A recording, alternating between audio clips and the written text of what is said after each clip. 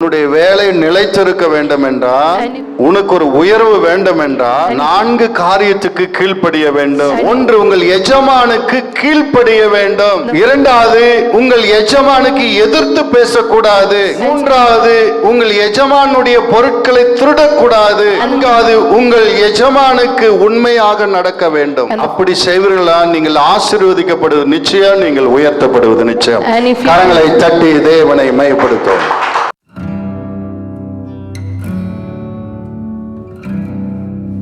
சில வாரங்களாக கணவனுடைய கடமைகள் என்ன, மனைவியினுடைய கடமைகள் என்ன, பிள்ளைகளுடைய கடமைகள் என்ன என்று நாம் பார்த்தோம். For last few weeks we have been seeing and meditating about the duties of a husband, wife and the children. இன்றைக்கு வேலைக்காரர்களுடைய கடமை என்ன என்று நாம் தியானிக்க போகிறோம். Today we are going to meditate about the duties of the servant.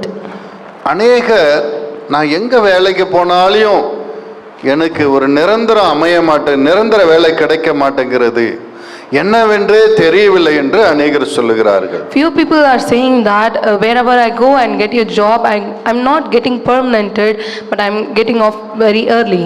அநேகர்களுக்கு நல்ல வேலை கிடைக்கிறது, அவங்க வாழ்க்கை அவங்களுடைய வேலை நிரந்தரமாகிறது, பதவி உயர்வு கிடைக்கிறது, நல்ல சம்பாதிக்கிறார்கள். ஏன் ஒரு சிலர் மாத்திரம் சரியான வேலை அமைவதில்லை? Many people are getting the permanent job and they are getting well settled, but few of them don't get it. Why? வேலைக்காரர்கள் நடந்துக்க வேண்டிய ஒரு முறை இருக்கிறது. அந்த முறை தவறி நடக்கும்போது அவர்கள் நிராகரிக்கப்படுகிறார்கள். And there is a manner in the way that a servant should behave, and when they cross it the limit, they are getting off. வேலைக்காரர்களுடைய கடமைகள் என்ன, அவர்கள் வேலை ஸ்தலத்தில் எப்படி நடந்து கொள்ள வேண்டும் என்பதுதான் இன்றைய செய்தி. But today's message is the duties of the servant, that how they should behave and they act. தீத்து 2ஆம் அதிகாரம் 9-10 வசனத்தை வாசிப்போம். Let us read Titus chapter 2 verse 9 to 10. வேலைக்காரர் நம்முடைய இரட்சகராகிய தேவனுடைய உபதேசத்தை எல்லாவற்றிலும் அலங்கரிக்கத்தக்கதாக தங்கள் எஜமான்களுக்கு கீழ்ப்படிந்திருந்து எதிர்த்து பேசாமல் எல்லாவற்றிலும் பிரியமுண்டாக நடந்து கொள்ளவும் திருடாமல் இருந்து எல்லா விதத்திலும் நல்லுண்மையை காண்பிக்கவும் புத்தி சொல்லு. அல்லேலூயா, அல்லேலூயா. ஒரு வேலைக்காரனுடைய முதல் தகுதி என்னன்னா, எஜமானுக்கு கீழ்ப்படியணும். The first quality of a servant is his submissiveness, that is obeying to the master. இங்க இருக்கிறவங்க எத்தனை பேர் வேலைக்கு போறவங்க இருக்கிறீங்க? கரங்களை உயர்த்துங்க. How many of you are going to the job? சொந்தமா தொழில் செய்யாம நான் ஒருத்தர் இடத்துல வேலைக்கு போறேன்றவங்க, and not doing a business but going to a job and under a master. உங்களோட தான் ஆண்டவர் இன்றைக்கு பேசுகிறார். Today to you only God is speaking. முதலாவது என்னவென்றால், the first is கீழ்ப்படிய வேண்டும். The first is submissiveness, that is obeying. எந்த அளவுக்கு கீழ்ப்படிய வேண்டும் என்றால், how much you should obey is எபேசியர் 6:5 எடுத்து வாசிங்க. Ephesians chapter 6 verse 5. வேலைக்காரரே நீங்கள் கிறிஸ்துவுக்கு கீழ்ப்படிகிறது போல சரீரத்தின்படி உங்கள் எஜமான்களாய் இருக்கிறவர்களுக்கும் பயத்தோடும் நடுக்கத்தோடும் கபடற்ற மனதோடும் கீழ்ப்படிந்து மனுஷங்க கிறிஸ்துவுக்கு ஒருவன் கீழ்ப்படுகிறதை போல தங்கள் எஜமானுக்கு பயத்தோடு நடுக்கத்தோடும் கீழ்ப்படிய வேண்டும். As one obeys the Lord our God or Christ, likewise in the same way he must be in tremble and sincere heart fear his master. இன்றைக்கு வேலை ஸ்தலத்துல உங்களுக்கு எஜமானன் யாருன்னா உங்களுடைய சூப்பர்வைசர், உங்கள் மேனேஜர் தான் இல்லையா? அதுக்கு மேல இருக்கிறவங்களை நீங்க பார்க்கவே முடியாது. அந்த எம்டியோ இல்ல அந்த கம்பெனி ஓனரோ நீங்க பார்க்க முடியாது. Today who is your master? The supervisor and the manager of yours is only your master, and you cannot see the real owner. அவங்களிடத்துல கிறிஸ்துவுக்கு பயந்து கீழ்ப்படுகிறதை போல நீங்கள் அவர்களுக்கு கீழ்ப்படுகிறீர்களா? And are you obeying to them as you are obeying to the Christ our Lord? அநேகர் சொல்றாங்க அவர் சரியில்லை pastor, அதனால தான் நாங்க கீழ்ப்படுகிறது இல்லை. Many of you are saying that he is not good and is not that good to obey his sir, so only we are not obeying. அவர் யார் யார் மேல இருக்கிற கோவத்தெல்லாம் எங்க மேல காட்டி எங்களை திட்டுறாரு, அதனாலதான் நான் எங்களுக்கு அவரை பிடிக்கிறதில்ல, நாங்க கீழ்படுகிறதில்லன்னு சொல்றாங்க. And they are saying, I mean you are saying that they people are showing the anger which belongs to someone. 1 பேதுரு 2:18. 18. வேலைக்காரரே, அதிக பயத்துடனே உங்கள் எஜமான்களுக்கு கீழ்ப்படிந்திருங்கள். நல்லவர்களுக்கும் சாந்த குணமுள்ளவர்களுக்கும் மாத்திரம் அல்ல முரட்டு குணமுள்ளவர்களுக்கும் கீழ்ப்படிந்திருங்கள். கீழ்ப்படுது. எப்படி கீழ்ப்படியணுமா? How you should obey is, சாந்தமுள்ள அதிகாரிகளுக்கு மட்டுமல்ல, முரட்டாட்டம் உள்ள கடினமாய் உங்களை நடத்துகிற, உங்களை திட்டுகிற அவர்களுக்கும் நீங்க கீழ்ப்படிந்து நடக்க வேண்டும் என்று வேதம் சொல்லுகிறது. The Bible says that you should obey not only to the good and the gentle person but also to the arrogant and the egoistic person and unjust. ஏனென்றால் Why? Because 19-20 வசனத்தை வாசிங்க. Let us read 19th and 20th verse. ஏனெனில் தேவன் மேல் பற்றுதலாய் இருக்கிற மனசாட்சி நிமித்தம் ஒருவன் அநியாயமாய் பாடுபட்டு உபத்திரவங்களை பொறுமையாய் சகித்தால் அதுவே பிரீதியாய் இருக்கும். பாருங்க, நீங்க ஒரு தப்பும் செய்யல, ஆனாலும் உங்க மேனேஜர் உங்களை கடினமாய் நடத்துகிறார், கடினமாய் பேசுகிறார், இருந்தாலும் நீங்க அதை மௌனமா இருந்து சகிக்கிறீர்கள் என்றால் அதுதான் தேவனுடைய பார்வையில் விலையேற பெற்றது. அங்க இருக்கிற எல்லாரும் மக்கள் மத்தியில் பெரிய சாட்சியாக இருக்கும். For example, if your manager is scolding you without any reason and you are accepting it patiently, then you are doing the will of God and it is pleasing to God. அந்த இடத்துல யாருமே வேலை செய்ய மாட்டாங்க, எல்லாரும் ஐயோ நான் அவர்கிட்ட வேலை செய்ய மாட்டேன்னு ஓடிடுவாங்க. ஆனால் நீ நின்று அங்க அந்த இடத்துல அதெல்லாம் சகித்து நீ அந்த இடத்துல வேலை செய்யற என்றால் அதுதான் கிருபை, அதுதான் தேவனுடைய பிள்ளைக்கு அடையாளம். கரங்களை தட்டி தேவனை மயப்படுத்துவோம். And people say they cannot work over there, but you are standing there standing firm and working there is the grace of God, and through that you are showing Christ. 20வது வசனம் வாசித்து பாருங்க. நீங்கள் குற்றம் செய்து அடிக்கப்படும் போது பொறுமையோடு சகித்தால் அதனால் என்ன கீர்த்தி உண்டு? அதுல நீங்க ஒரு தவறு செஞ்சு திட்டு வாங்குறீங்க, அவங்க உங்களை கண்டிக்கிறாங்கன்னா நீங்க பொறுமையோடு அதை ஏத்துக்கிறீங்கன்னா அதனால என்ன பலன் இருக்கிறது? What credit is it if when you sin and be beaten for it you endure? நீங்கள் நன்மை செய்து பாடுபடும் போது பொறுமையோடு சகித்தால் அதுவே தேவனுக்கு முன்பாக பிரீதியாயிருக்கும். அதே தேவனுக்கு முன்னாடி பிரீதியாயிருக்கும். அல்லேலூயா, அல்லேலூயா. 21-23 வாசிப்போம். இதற்காக நீங்கள் அழைக்கப்பட்டும் இருக்கிறீர்கள். ஏனெனில் கிறிஸ்து உங்களுக்காக பாடுபட்டு நீங்கள் தம்முடைய அடிச்சுவடுகளை தொடர்ந்து வரும்படி உங்களுக்கு மாதிரியை பின்வைத்து போனார். அவர் பாவம் செய்யவில்லை, அவருடைய வாயிலே வஞ்சனை காணப்படவில்லை. அவர் வையப்படும் போது பதில் வையாமலும் பாடுபடும் போது பயமுறுத்தாமலும் நியாயமாய் தீர்ப்பு செய்கிறவருக்கு தம்மை ஒப்புவித்தார். பாருங்க, அவர் ஒரு தவறு செய்யல, இருந்தாலும் அவரை பரிகாசம் பண்ணாங்களா இல்லையா, காரி துப்புனாங்களா இல்ல, தலைமையில கொட்டுனாங்களா, எல்லாத்தையும் மௌனமாய் சகித்து கொண்டார். Did Jesus Christ not suffer for you, for he did not do any deceitful thing and the wrong, and he have been beaten up and been scolded and been threatened? சில முரட்டாட்டம் உள்ள எஜமான்கள் உங்களை கடினமாய் நடத்தினாலும் கூட நீங்க அதை சகித்துக் கொள்வது எல்லார் பார்வையிலும் ஒரு சாட்சியாக இருக்கும். Amen. Though your master is so arrogant, but if you accept with patience and do that things pleasing to God, and it will be a testimony for before people. நல்லவர்களுக்கு மட்டுமல்ல, முரட்டாட்ட குணமுள்ளவர்களுக்கு நீங்கள் கீழ்ப்படிந்து நடக்க வேண்டும் என்று வேதம் சொல்லுகிறது. The Bible says that not only to the good people but also you should obey to the arrogant and unjust people. கிறிஸ்துவுக்கு நீங்கள் பயந்து நடுங்கி கீழ்ப்படிகிறதை போல உங்கள் எஜமானங்களுக்கு நீங்கள் பயந்து நடுங்கி கீழ்ப்படிய வேண்டும். As you fear in trembling and obey the God, and you should fear in trembling and obey your masters. இரண்டாவதாக And second is தீத்து 2:10 எடுத்து வாசிங்க. Titus chapter 2 verse 10.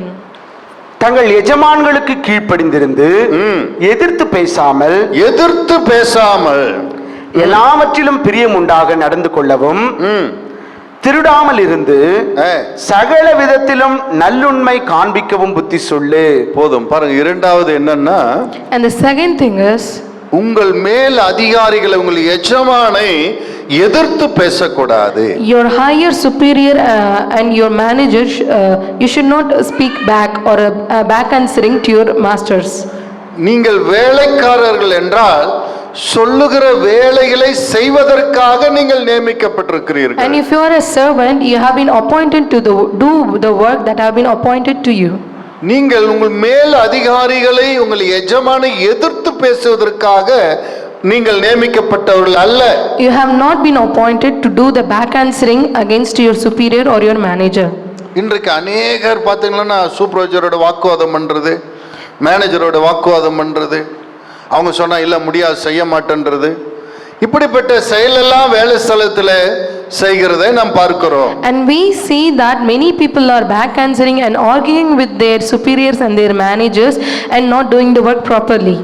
பிலிப்பியர் 2:15 வாசிங்க, 16 வாசிங்க. பிலிப்பியர் 2:16. Philippians chapter 2 verse 16. எல்லாவற்றிலும் முறுமுறுப்பில்லாமலும் தர்க்கிப்பில்லாமலும் செய்யுங்கள். உங்களுக்கு ஒரு வேலை சொன்னா முறுமுறுப்பில்லாம செய்யணும். And if you have been given a work, and you should do it without any blaspheming. உங்க கம்பெனில உங்களுக்கு ஒரு வேலை சொன்னா, சார் அவன் சும்மா தான் இருக்கான், அவங்களுக்கு சொல்லுங்க. And if someone gives you a work, don't say that he's being lazy and being simple, just give it to him.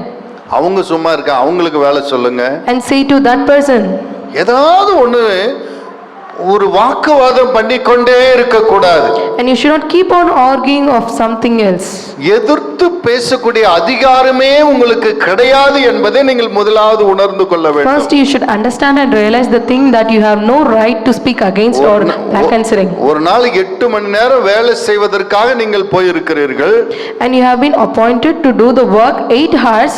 உங்கள் அதிகாரி சொல்ற வேலை நீங்கள் செய்ய வேண்டும். And you have to do the work that have been appointed to you. மற்றவங்க வேலை செய்றாங்களா இல்லையா என்பதை கவனிப்பதற்கு அது அவர்களுடைய கடமை, அவர்கள் செய்வார்கள். And you need not mind the work of others whether they did or not, because it's work that is given to the superior to oversee them. அப்படி இல்லைனால் அவங்களை சும்மா உட்கார வைத்து சம்பளம் கொடுக்க கூட அவங்களுக்கு அதிகாரம் உண்டு. If not also, the superior has the right to give them salary though they don't work. உனக்கு நீ போட்டுக்கொண்ட ஒப்பந்தத்தின்படி நீ என்ன செய்ய, 8 மணி நேரம் வேலைக்கு வந்திருக்கிற, வேலை செய்ய வேண்டும். As per the agreement you entered into with the company, and you are working 8 hours and you are working. உனக்கு மிஞ்சின காரியத்திலாம் ஈடுபட்டு வாக்குவாதம் செய்து கொண்டிருக்க கூடாது. Do not enter into the things that is beyond your limit and get into an argument. Hallelujah. Hallelujah. இன்னைக்கு எனக்கு promotion கிடைக்கல, எனக்கு சம்பள உயர்வு கிடைக்கலன்னு அநேகர் சொல்றது உண்டு. Today many people are saying that I am not getting promoted, I am not going to the next stage, like that. உங்களுடைய ஸ்தானத்தை மீறி செயல்படுவதனால நீ அடுத்த லெவலுக்கு போகக்கூடிய தகுதியை நீ இழந்து போகிறாய். Because you are acting beyond your limit and the limitations, and you have been not promoted.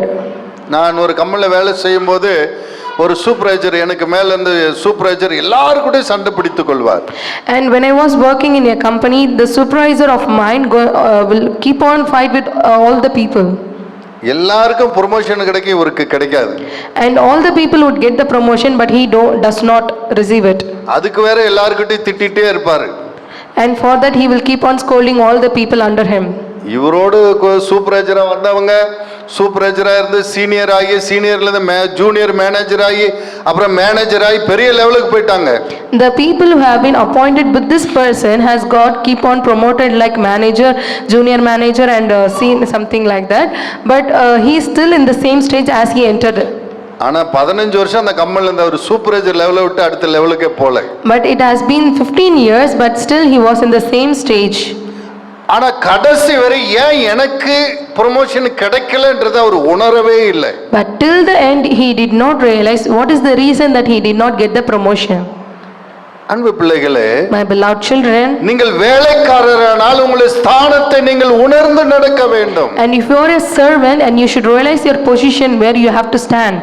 கிராமத்துல சொல்லுவாங்க, கால்ல சொல்ற வேலையை கையில செய்யணும், அதுதான் ஒரு நல்ல வேலைக்காரனுக்கு அழகுன்னு சொல்லுவாங்க. And in the villages they used to say this proverb that if they say the work in the leg and they should finish by the hand. உங்களுடைய மேல் அதிகாரி கால்ல அப்படி காட்டுறாரு, அந்த வேலை செய்யினா நீ ஒரு நல்ல ஒரு வேலைக்காரனா இருந்தா அது கையில செய்யணும். And if your superior is showing your work or saying the work through the leg, and if you are a good servant, you should finish the work with the hands as soon as. அதுக்கு என்ன அர்த்தம்?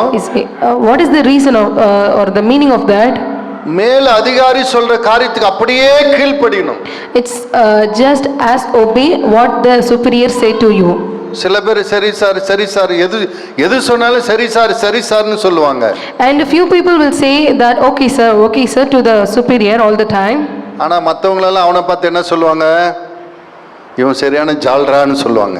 And what the other people say about him, that he's keep on saying okay to the sir, is pampering the sir. ஆனா சூப்பர்வைசரை எதிர்த்து பேசினா, மேனேஜரை எதிர்த்து நம்மால பயங்கர கத்து அப்படின்னு சொல்லுவாங்க. And if someone is speaking against the superior or the manager and stand against him, they will appreciate him as showing his geth. நீ எதிர்த்து பேசக்கூடிய லெவல்ல நீ இல்ல. And you are not in the position to stand and against him. நீ ஒரு வேலைக்காரனானால், and if you are a servant, உனக்கு மேல் அதிகாரி சொல்ற வேலையை செய்யறது மட்டுமே உன்னுடைய வேலை. and obeying and doing the work that have been appointed by your superior is the work that is given to you. அதை நன்றாக நீ புரிந்து கொள்ள வேண்டும். And you have to realize and understand it. இரண்டாவது, எதிர்த்து பேசக்கூடாது. And second is you should not back answer him. Hallelujah. Hallelujah. அவர்களோட வாக்குவாதம் பண்ணக்கூடாது. And you should not argue with them.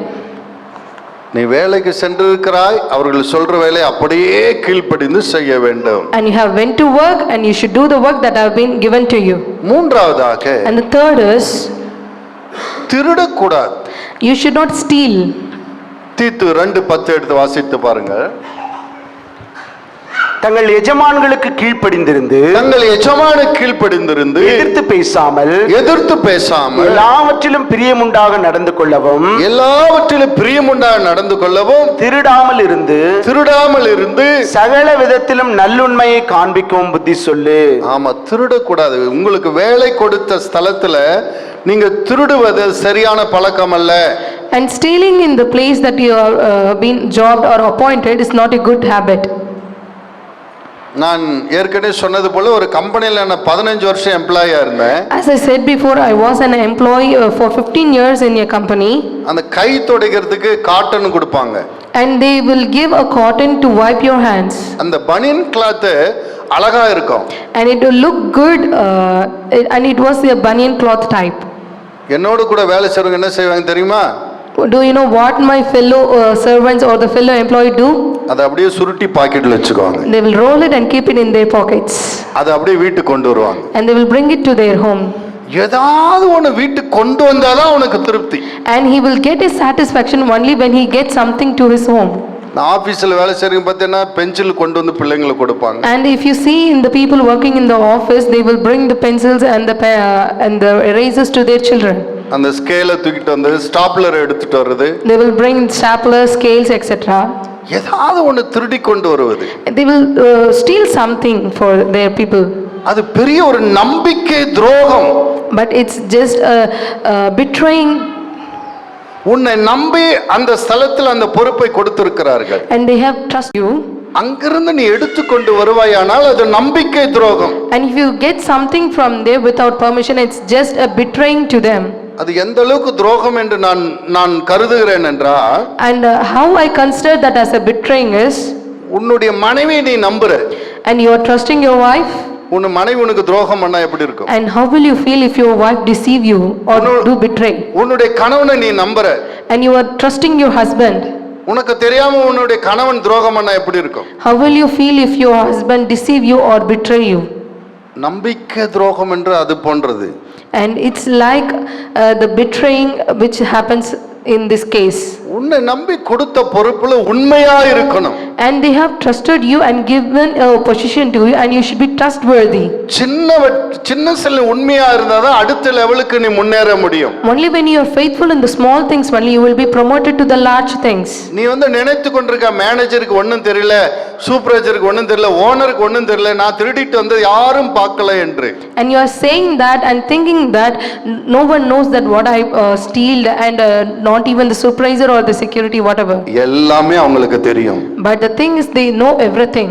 நீ சின்ன சில உண்மை இல்லைன்றதை அவங்க மனசுல வச்சுக்குவாங்க. And they will keep in their hearts that you are not faithful even in the small things. உன்னை எப்ப வெளியில கலத்தி விடலான்றதை நேரம் பார்த்து கொண்டிருப்பாங்க. And they will be seeing the time to when you put you out, or when you get off. அந்த கோடிக்கணக்கான ரூபாய் போட்டு தொழில் செய்றவங்க 10 ரூபாய் ஸ்கேல திருடிட்டு போனது, பென்சில் திருடிட்டு போனதை பற்றி உன்னிடத்தில் விசாரணை பண்றது அவங்களுக்கு பிரஸ்டேஜ் problem. And inquiring to you about the things that you have steal which worth only 5 rupees, 10 rupees, it's beyond their prestige and less than their prestige. ஆனால் நீ செய்தது தவறு. இந்த சின்ன காரியத்துல இவ்வளவு தவறு பண்றே, உன்னை பெரிய ஆளா உயர்த்தின நீ எவ்வளவு பெரிய தவறு பண்ணுன்றதை அவங்க கால்குலேட் பண்ணி பார்க்கறாங்க. But they will calculate that how much will you deceive or be unfaithful to them when you get promoted. எப்பொழுது உன்னை வெளியே தள்ளலாம் என்ற நேரத்தை காத்து கொண்டிருப்பாங்க. And they are waiting for you to put you out. ஏதாவது ஒரு மேட்டர்ல சிக்கும்போது அதை வச்சு வெளியே அனுப்பணும். ஆனா நீ அந்த மேட்டருக்காக நீ வேலை இழக்கல, ஏற்கனவே பல தவறுகள் செய்ததுக்கெல்லாம் சேர்த்து தான் நீ வேலை இழக்கிறாய். But on the time when you got in something and you will be put out, but you are not being thrown out because of the thing that you committed, but they have been watching the previous thing that you are doing still. வேலை ஸ்தலத்தில் திருடுவது ஒருபோதும் ஏற்றுக்கொள்ள முடியாதது. And stealing things in the employee place or the job place, it's not acceptable. அது ஒரு நம்பிக்கை துரோகம். And it's an betraying. அதை நாம் செய்யக்கூடாது. And we should not do it. நான்காவதாக, And the fourth thing is, நீங்கள் உண்மை உள்ளவர்களாக நடந்து கொள்ள வேண்டும். you should be faithful. தீத்து 2:10 வாசிங்க. Titus chapter 2 verse 10. தங்கள் எஜமான்களுக்கு கீழ்ப்படிந்திருந்து எதிர்த்து பேசாமல் எல்லாவற்றிலும் பிரியமுண்டாக நடந்து கொள்ளவும், திருடாமல் இருந்து சகல விதத்திலும் நல்லுண்மையை காண்பிக்கவும் புத்தி சொல்லு. எல்லா விதத்திலும் நீங்கள் உண்மை உள்ளவர்கள் என்பதை நிரூபிக்க வேண்டும். And you should prove yourself that you are faithful and truthful in all the ways. உண்மையுள்ள ஊழியக்காரனுக்கு தான் ப்ரமோஷன் கிடைக்கும். And the promotion will be given to the one who is faithful and trustworthy. இன்றைக்கு அநேகர் ப்ரமோஷன் ஆகி போயிட்டே இருக்காங்க. சிலருக்கு அப்படியே ப்ரமோஷன் இல்லாம இருக்காங்க. சில பேர் வேலைகளை இழந்து போறாங்க, பல கம்பெனிக்கு போறாங்க, எங்குமே செட் ஆகாம இருக்காங்க. காரணம் என்ன? Today many people are getting promoted very easily, but few are getting out of the company, and few are staying in the same place. What is the reason? தன்னைத்தானே நிதானித்து பார்க்க வேண்டும். They have to slowly realize themselves. நம்மளை விட குறைவாய் படித்தவர்கள், And they are less educated than us, நம்மளை விட அறிவு கம்மியா இருக்கிறவர்கள், and less knowledge, நல்ல ப்ரமோஷன் ஆகுறாங்க. but they are getting promoted. எனக்கு எல்லா திறமையும் இருக்கு, ஏன் எனக்கு ப்ரமோஷன் இல்லை? And I have all the talents, why don't I get promoted? யோசிக்க வேண்டும். And you should think. உண்மை இருக்கிறவங்களுக்கு மட்டும்தான் உயர்வு கிடைக்கும். Only to the one who is faithful will be get promoted. உலகத்துல யாரும் ஏமாந்தவங்க இல்ல. No one is so fool in this world. உன்னை எல்லாம் அப்படி ஜட்ஜ் பண்ற, உன்னை பார்த்து அவங்க எல்லாம் கணக்கு போடுகிறார்கள். And they are judging by seeing you and by your act. உனக்கு இந்த ஸ்தானத்துல நீ இவ்வளவு உண்மையா இருக்கிறே, இதை விட பெரிய பதவி கொடுத்தா நீ எந்த அளவுக்கு உண்மையா இருப்பன்னு அவங்க கணக்கு போடுகிறார்கள். And they are calculating how gonna you be faithful even when you get promoted or in these places. உயர்த்தப்பட்டவங்களெல்லாம் ஏதோ ஒரு விதத்துல உண்மையா இருக்கிறார்கள். The people who have been promoted or in some other way they are being faithful. உன்னுடைய வாழ்க்கையில் ஒரு உயர்வு வேண்டும் என்றால் உண்மை அவசியமாக இருக்கிறது. And if you want to get promoted in your life, the faithfulness is essential. மத்தேயு 24:45 வாசிங்க. Let us read Matthew chapter 24 verse 45. ஏற்ற வேளையிலே தன் வேலைக்காரருக்கு போஜனம் கொடுத்து அவர்களை விசாரிக்கும்படி எஜமான் வைத்த உண்மையும் வேகமுள்ள ஊழியக்காரன் யாவன்? எஜமான் வரும்போது அப்படி செய்கிறவனாக காணப்படுகிற ஊழியக்காரனே பாக்கியவான். தன் ஆசிகள் எல்லாவற்றின் மேலும் தன் ஆஸ்தின் எல்லாவற்றின் மேலும் அவனை விசாரணைக்காரனாக வைப்பான் என்று மெய்யாகவே உங்களுக்கு சொல்லுகிறேன். அந்த ஊழியக்காரனோ பொல்லாதவனாய் இருந்து என் ஆண்டவன் வர நாள் செல்லும் என்று தன் உள்ளத்திலே சொல்லிக்கொண்டு தன் உடன் வேலைக்காரரை அடிக்க தொடங்கி வெறியோடே புசிக்கவும் குடிக்கவும் தலைப்பட்டால் அந்த ஊழியக்காரன் நினையாத நாளிலும் அறியாத நாழிகையிலும் அவனுடைய எஜமான் வந்து அவனை கடினமாய் தண்டித்து மாயக்காரரோட அவனுக்கு பங்கை நியமிப்பான். அங்கே அழுகையும் பற்கடிப்பும் உண்டாயிருக்கும். பாருங்க, இதுல யாருக்கு உயர்வு கிடைக்கணும் எழுதியிருக்கு? And here what has been written, and to whom the promotion will be granted. எஜமான் இல்லாத நேரத்திலும் உண்மையாய் நடக்கிறவனுக்கு. கரங்களை தட்டுங்க. சில பேர் சூப்பர்வைசர் இருந்தா கரெக்டா வேலை செய்வாங்க.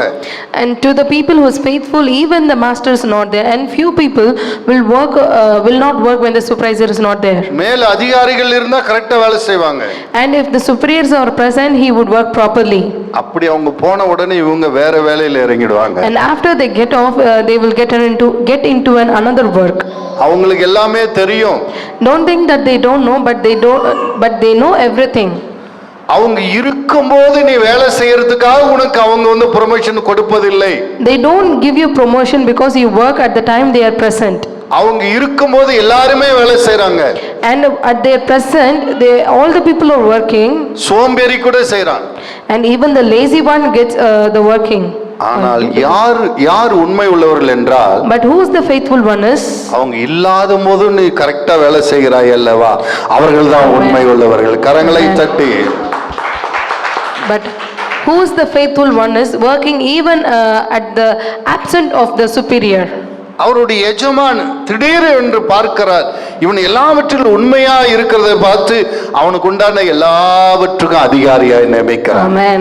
And the master is seeing coming suddenly and seeing his work, and as he is seeing the faithfulness in all his work, and he is promoting to the position of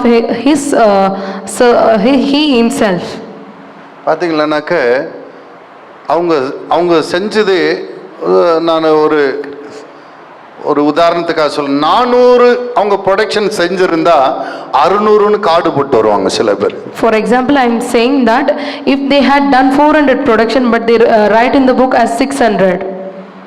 அது packing அனுப்புவாங்க. பேக்கிங்ல அவங்க போய் வந்து count பண்ணும்போது 400 இருக்கும். And they will send to the packing, and as they see, and it will be 400. அங்கெல்லாம் bill எல்லாம் 600ன்னு ஆயிருக்கும். But the bill would be like 600.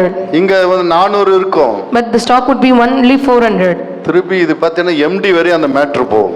But it will reach but this problem will reach to the MD. யார் அப்படி செஞ்சதுன்னு பாப்பாங்க, யார் ஷிஃப்ட்ல அது நடந்ததுன்னு பாப்பாங்க. And they will see in which shift has this been happened. இந்த ஒரு விஷயம் உன்னை அப்படியே பிளாக் மார்க் ஆயிடு. நீ வந்து உண்மை இல்லாதவன், நீ ஒரு பொய் சொல்லுகிறவன், நீ தவறான ஸ்டேட்மெண்ட் கொடுக்கிறவன் என்று உன் மேல டாப் டு பாட்டம் கெட்ட பேர் ஆயிரும்.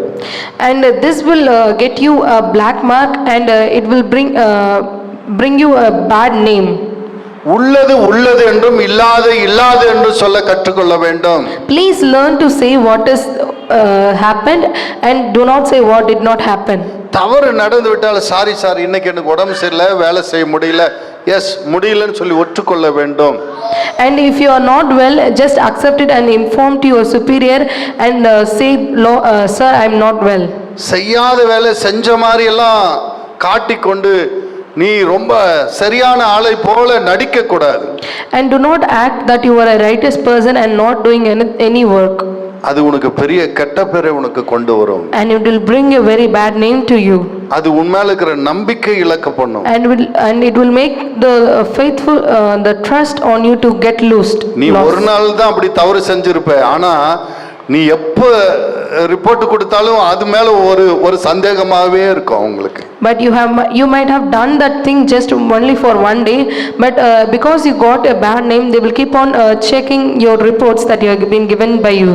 உண்மை உள்ளவர்களை தான் அவங்க நம்புவாங்க. They will only trust the people that are faithful. உண்மை உள்ளவர்களுக்கு தான் உயர்வு கிடைக்கும். And the faithful people only will get promoted. இன்னொரு காரியத்தை கூட உங்களுக்கு காட்ட விரும்புகிறேன்.